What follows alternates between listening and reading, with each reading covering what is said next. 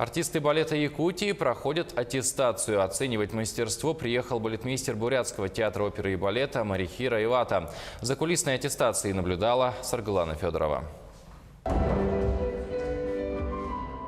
Отточенность в каждом движении.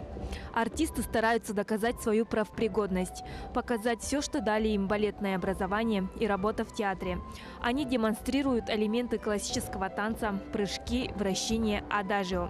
Комиссия оценивает не только технику, но и артистизм танцовщиков. Ребята, конечно, очень обрадовались нас, потому что серьезно готовлено было и очень высокое уровне. Я надеюсь, что, как сказать, они местным якутянам дают счастье через своего прекрасного танца. Строжайшие диеты, колоссальный расход энергии, прохождение большой аттестации, издержка работы в балете.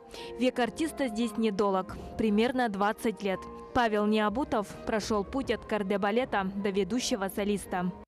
Всегда есть какие-то замечания, какие-то недочеты, над чем нужно поработать. Главное достижение – это чему мы, наверное, научились за тот промежуток времени, в котором мы работаем. И сколько нам еще, чему нам еще предстоит научиться.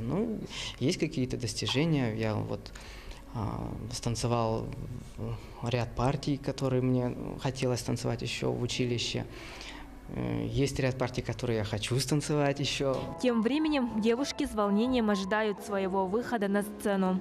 Специально разделили класс, чтобы показаться в полной мере. Надеемся, что мы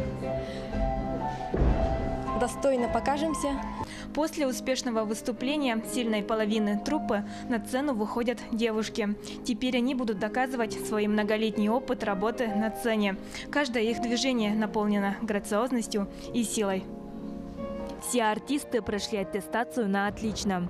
Их ожидает повышение категории и еще много прекрасного, но изнурительного труда. В новом сезоне в репертуаре труппы появится «Корсар» – балетный спектакль на приключенческую тему. Саргалана Федорова, Григорий Хлопков, Якутск.